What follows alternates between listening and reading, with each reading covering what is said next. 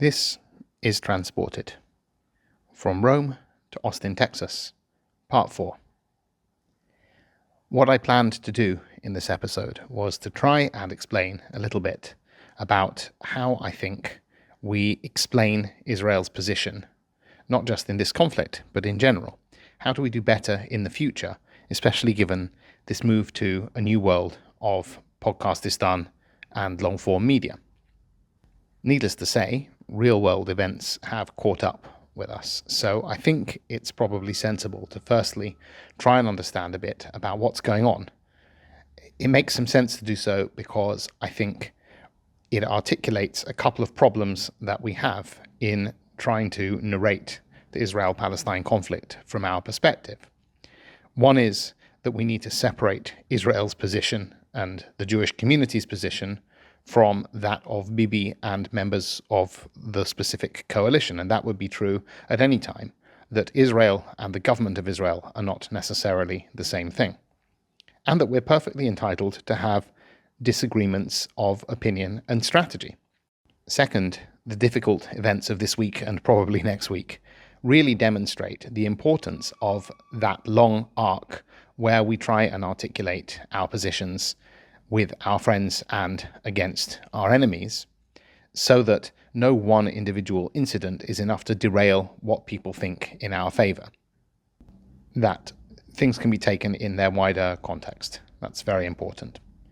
And so, through trying to articulate what the hell is going on at the moment, hopefully we'll try and cover, using these as examples, this much wider narrative issue that I'm trying to get across here.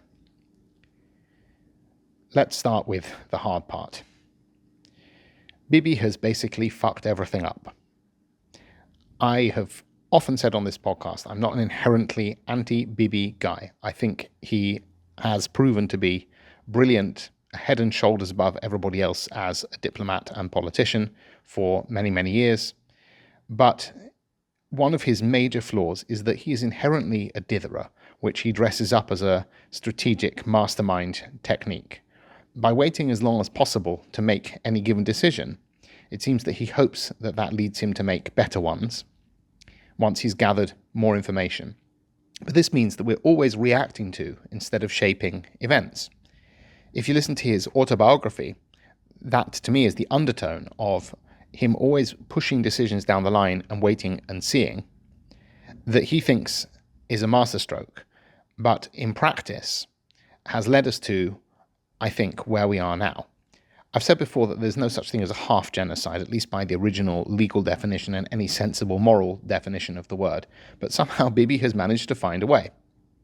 Not all war is a war crime. Not all war means genocide and ethnic cleansing. Often there is an outcome of a war that leads to things that, if they were carried out in the wrong way, would be genocide and ethnic cleansing. And that is the fine line that Israel has been treading, that there are absolutely aspects of this war from the very, very beginning that were always going to be on the borderline if they were not communicated correctly and if we didn't do our very best on a strategic, tactical, and operational basis. Bibi's attitude of continually stalling on any major decisions has led us to a point where it is increasingly difficult for us not to at least look like, even to our friends and allies, even to people within the Jewish community, like we are carrying out some form of genocide and ethnic cleansing. If you pull at the thread of this question of starvation, of course what you find out is that there are very few people who are actually starving in Gaza. There are more than enough calories that have been sent into Gaza in the last 19 months for everyone to be fed. But of course we know that Hamas, being the perfidious actor they are, have hoarded food for themselves, have failed to distribute it or to only distribute it to specific groups and or at exorbitant prices. We know all of this to be true. And as we've discussed before, the trolley problem of how on earth we balance the needs of the Palestinian civilians, such as they exist, and those of us as the party who was wronged on October the 7th and has been fighting a defensive war ever since. How do we balance those needs in a way that is fair? And as unfair as it may be, how do we do so in a way that is perceived to be reasonably fair by partners abroad? Bibi has taken this long to get to a point of saying no more aid. He had people in his own coalition who were telling him to do this at the beginning. There were plenty of people, even fairly far to the left, who were saying, when our indignation was righteous in the eyes of most of the world and our own people, and when our own people were not exhausted by 19 months of war and constant call-ups into the reserves, and when the Jewish community around the world were not completely shattered by the constant physical and mental and verbal attacks on them for daring to stand by Israel all of this time. That was the moment to do whatever was necessary. And it could have been much more justified. That was also the point where Hamas had hundreds of hostages and where they were a much stronger fighting force with their leadership more or less still intact. We didn't do it then because Bibi hedged and dithered and waited. From the very beginning, I've tried to frame what I think is going on here in the following ways. One, this is a geostrategic battle. The prize is normalization with the Arab world and a permanent pole position on the India-Gulf-EU trade route, including most likely a new deep water port on the Gaza-Israel border. Second, the prize for ordinary Gazans in return for sacrificing Hamas and their goals is the rebuilding of Gaza, largely at the Gulf's expense, and providing manpower for the above, for this new geostrategic positioning of Israel and Gaza. Thirdly, that we would achieve this by re-establishing deterrence against all our enemies and forcing the unwinding of the various hedges that different powers have taken in regards to the Middle East, and that would need to begin with retaking the Philadelphia corridor before anything else. That is to say, blocking the Egyptian smuggling tunnels.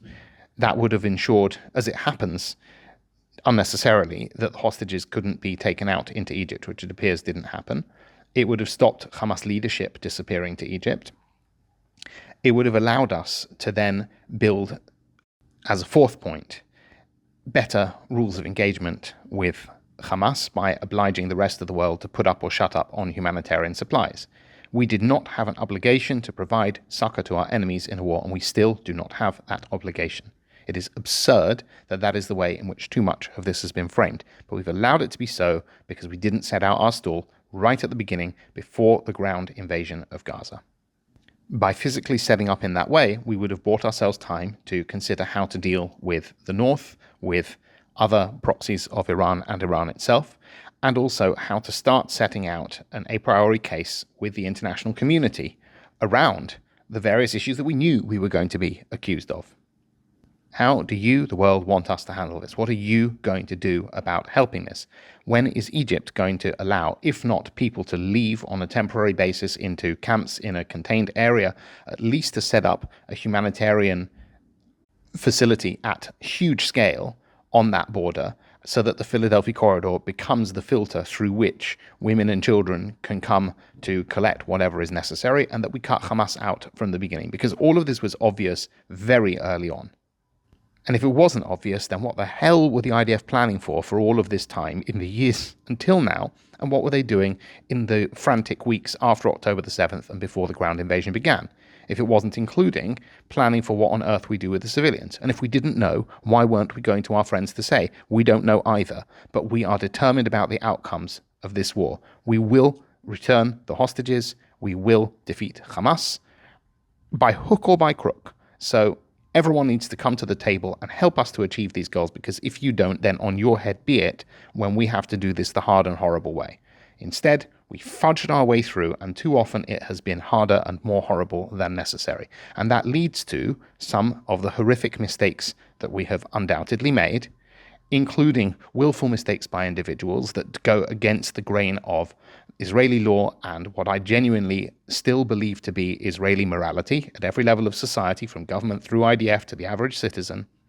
But a lot of that could have been mitigated or avoided through a different strategy from the beginning, and that was never going to come from Bibi. He has failed on every single one of these 4 points. We might still achieve all of them, but we will do, or we have done so, at enormous cost of our blood and treasure, of Palestinian blood, some justified and some not, of Jewish diaspora safety, of a lost generation in PR terms, and we've done this largely despite, not because of Bibi. We got there in typical Bibi fashion, reactively. Normalization should have been a given, but we are now dependent on Trump, and Bibi missed the window to drive the agenda when he was handed it on a plate by Trump's election and subsequent meetings with him. And we all saw the final nail in the coffin of that with Trump's visit to the Middle East last week, where Israel was completely cut out of that agenda, and the normalization that would have been a small, relatively, price to pay in the multi-$100 billion deals that he did with Saudi Arabia was nowhere to be seen. Similarly, Qatar has been fully embraced and brought into the fold. It's quite clear that that is not a hedge that anybody wishes to unwind. It took Netanyahu far too long to distance from Qatar. We know why. We can see there were people too close to him at the time. I've been saying this for ages, since the beginning, that Qatar is a huge problem here. On the second point, we know that Trump gave us this plan for Gaza, and the Arab states were behind the scenes, I think, quietly coming around to the idea, albeit publicly unable to accept it until it was a fait accompli. But Bibi hesitated to finish the job months ago, and now it's too late for us to do it. It is ordinary Gazans that will pay for a generation for that mistake. We also know, on the third point of deterrence, from Galant and so on, that Hezbollah could have been wiped out in the pager and walkie-talkie attack on October the 11th, 2023, much, much earlier, at a point at which 15,000 fighters would have been taken out, hugely deterring Iran and its proxies and allowing total focus on Gaza. Also providing a morale boost that was unbelievably necessary in Israel at that moment. And of course, we already know that the north-south sweep through Gaza was the wrong strategy. The IDF has since clearly switched its focus because it now has taken control not just of the Philadelphia corridor, but also created the Morag corridor and retaken that zone and so on. We know that this is something that we have shifted back to a different approach. And on this business of setting the rules of engagement, we have fallen into every Hamas trolley problem. Bibi has seldom talked to the Israeli people in Hebrew or the world in English, a la Zelensky, to set out these dilemmas and ask allies for the assistance that we needed to try and resolve them, or at least to publicly explain this ridiculous conundrum that we are in. Behind the scenes, finally, we seem to have an aid delivery mechanism that might work. I think there's been a lot more American help than is being credited for obvious reasons. Who knows what the rest of the world has been doing? Most of the aid agencies have been quite rightly cut out and are therefore whinging about it. All of this is to say that if we'd have done it right, I think we'd have had better outcomes in military success, freeing the hostages, public relations, and avoiding unnecessary Palestinian civilian casualties. Note the word unnecessary. But we didn't, because Bibi equivocated. Hence, 19 months later, however much we've defanged thousands and thousands of the Hamas fighters and wiped out most of their original senior leadership, they're still strong enough in what's a weakened Palestinian civil framework to manipulate aid and public opinion, quell dissent, kill soldiers, hold over 50 of our hostages. But they've been teetering on all fronts. And we are once again at a position where we are now finally ready to drive home the win. But we've taken so long to do it, we've articulated it so badly, we've allowed people like Smotrich to say things that are just outrageous and don't actually reflect what we're trying to do in practical or moral terms. And where is Bibi? So it's no wonder that you have the French, Spanish, Canadian, and UK prime ministers or foreign ministers throwing us under the bus so that we will be forced to snatch defeat from the jaws of victory. And Trump is keeping his mouth shut because he backs winners, and he is no longer convinced that Bibi is a winner, because Bibi, at the point at which he could have won, pulled his punches. This is the problem. Everyone has been crying wolf for all of this time. It's been obvious since the very beginning that we would always need to unleash, let's say, a fox on Gaza so that we could achieve the war objectives that we quite reasonably had and have. So the question was always going to be, how long could we keep people from crying wolf when we knew there was no wolf, but there was a fox that they were willfully misidentifying? To do that, you have to explain the fox. You have to make sure that the fox doesn't exhibit wolf-like behavior. You have to show that you know the difference between the fox and the wolf. I don't blame people like Yair Golan, leader of Israel's left-wing coalition, the Democrats. in the same way as I do people abroad, because at least Yair Golan, however much I may disagree with him on many things, including stating that this is now suddenly a genocide, at least on October the 7th, he pulled on his uniform and he physically put himself in danger to try and save lives and push Hamas back, which is more than can be said of other Yairs in other Israeli political families. One of the things that allows us to define what we do as being the fox and not the wolf is that we do it in a timely manner and we show our workings. We show, look, we don't see any other way to do this. We don't think you do either. And as I keep having to say, war is not a war crime. But people get exasperated and exhausted, and they see too many dead babies, and they see too much destruction, and at some point they internalize the wicked and distorted figures of Hamas, and when you dare to challenge them, they say, well, what difference does it make if it's 12,000 babies or 18,000 babies? Well, it does make a difference, and it's obviously not 12,000 babies anyway, but you get my point. And this is an interesting question. Genocide and ethnic cleansing, all these terms, they are fundamentally about intent. The question is, that is to say that if you don't give your best and most timely endeavours to prosecute the war, release the fox, then any, let's say, arbitrage between the outcome that you have and the best possible outcome you could have had by doing it in that timely manner, does that constitute genocide or ethnic cleansing? One of the things that I've mused about before is that I have seen with my own eyes the difference that being given the right equipment has made to certain IDF units who did an end run of Israeli law and IDF doctrine to come to people like me who provided all sorts of equipment.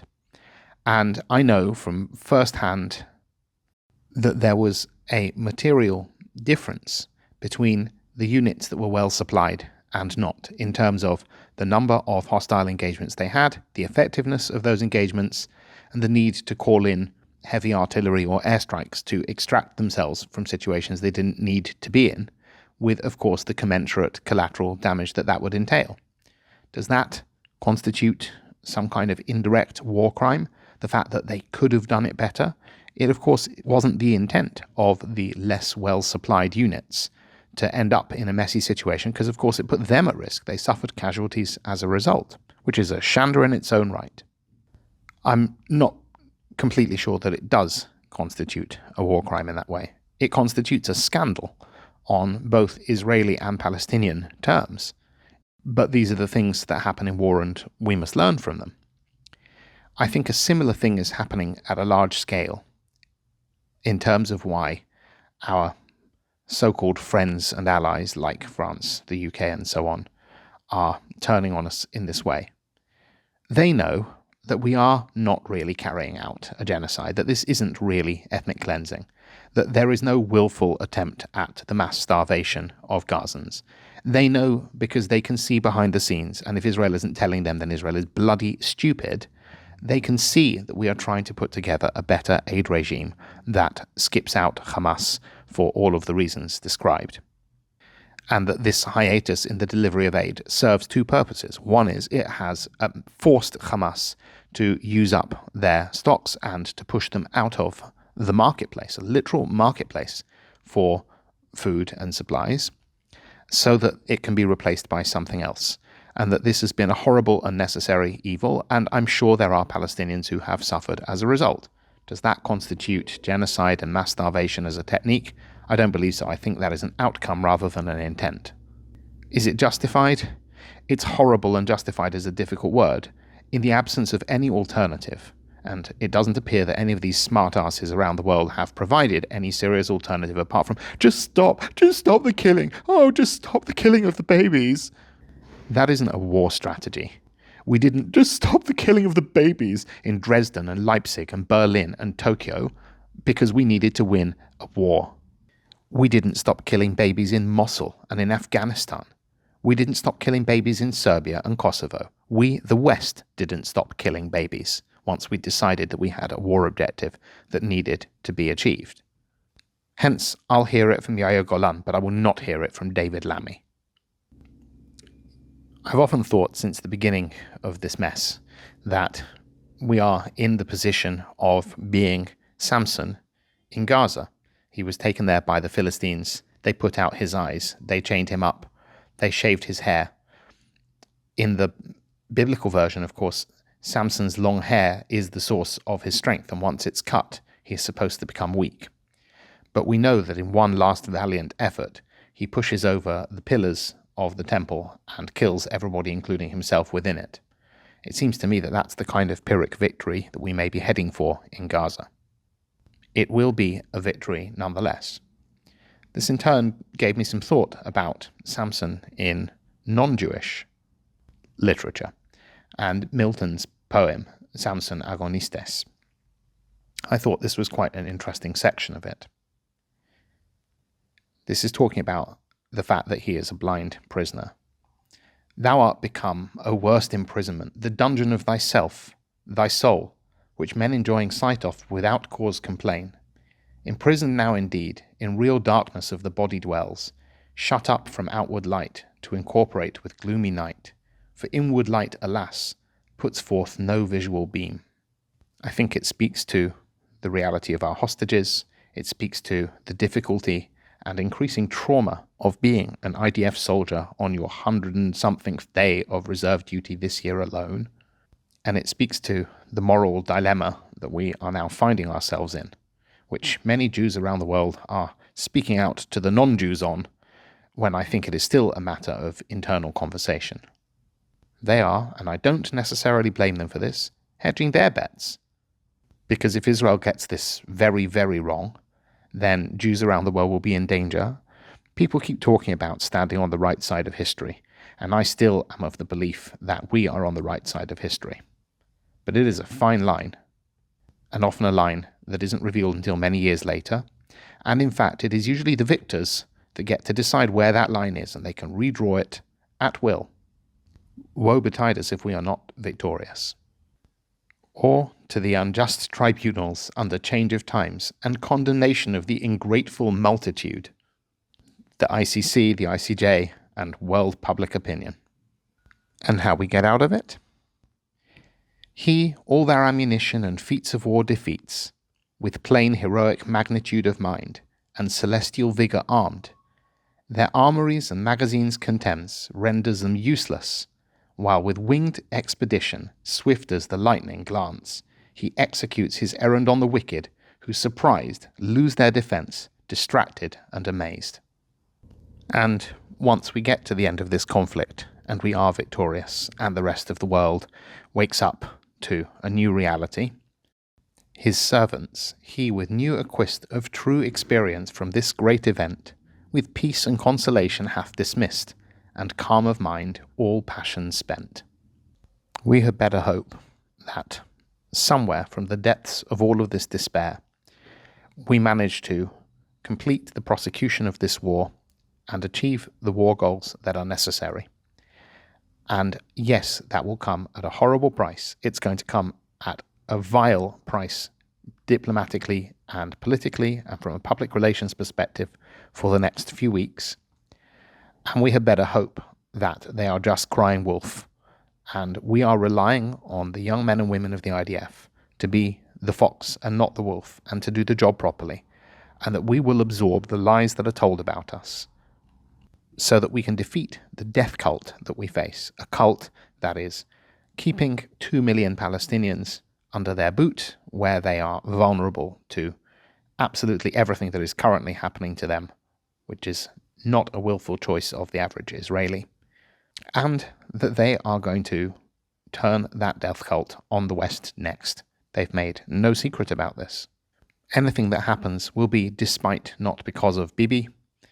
We had better hope that there are some cool heads prevailing in the White House where they understand what Israel is really about, regardless of what Netanyahu does or doesn't say or do on any given day, and that they are having enough coordination and liaison with the IDF itself to know that we are the fox and not the wolf. It's obvious from Trump's visit to the Middle East that the game is to show him why we are beneficial to him and to the United States. Bibi has taken for granted what that means. That is why we are in the vulnerable position that we are in. The way that we reassert the benefit of the Israel-America relationship is by proving that we can do things that others can't, including America, by being the fox and not the wolf, regardless of the provocations that we receive, and regardless of the fact that there are people in our own government who'd like us to be the wolf, and who often say that we are the wolf. The world likes its Jews, supine or lupine, so that we can be subjugated or castigated. This fits in with the wider philosophy of where much of the West has gone, and this will be the subject of, I can't believe, part 5 of this episode, of what we're going to do about all of this, which is to show that the dangers that we face now are the dangers that the world will face next. From Samson Agonistes comes the expression "eyeless in Gaza," which gave Aldous Huxley the title of his book, which was about a redemption from nihilism, self-hatred, and willful self-destruction, by Israel telling its own redemption story better, and by doing the right things to redeem its captives, redeem itself for the failure of October the 7th, and indeed redeeming those Palestinians from the yoke of Hamas who wish to live next to us. Perhaps we can start to tell the West a story that will lead to its own redemption. It will be a tough battle. We know that the likes of David Lammy in the UK will not listen because they are mouthing off now, whilst being fully informed of the reality of the situation on the ground, but being anxious to score political points, especially Lammy with his wonderfully entitled Progressive Realism, which we've discussed in a previous episode, or Trump, who doesn't really care for interesting stories and long arcs of history, but only for the transactionalism of the here and now. Well, we have a transaction for Trump here. We have the possibility of holding under his nose some of the things that he definitely seems to want. Even today, he's talked about the Golden Dome, which is a takeoff of the Iron Dome, a technology that was developed in Israel, by Israel, for Israel, with a certain amount of American financial assistance to scale up. The British and American and other Western defense establishments are only too aware of the assistance that they get from Israel, that it saves Western lives. I hate to say it, but if we are being cut out of the story of the US policy in the Middle East because of transactionalism, if we are being shafted publicly by the British government and excoriated for something that we and they both know we are not doing, then there must be consequences.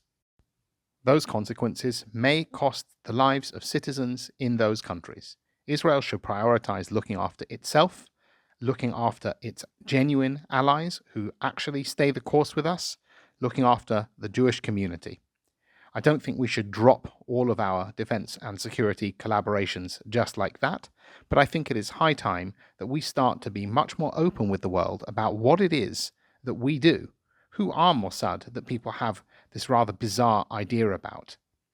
Perhaps it is time to go public, going back to an appropriate period, however far, that doesn't disclose too much about ways and means and sources, and show examples which do exist of where Israeli intelligence saved the lives of members of the public of the West. It is high time that they understood on whose side they should stand, because despite the provocations that we have had from Western nations going back decades, Israel proves to be a steadfast and reliable ally behind the scenes in a way that is simply not being reciprocated. So it's time to show our workings to the general public in those countries. One final thought. Having talked about Samson and also the idea that crying wolf is one thing, but we are actually a fox, I remembered that in the story of Samson, prior to his capture by the Philistines, he gathers up 300 foxes, ties their tails together, sets the tails on fire, and turns them loose across the Philistine fields.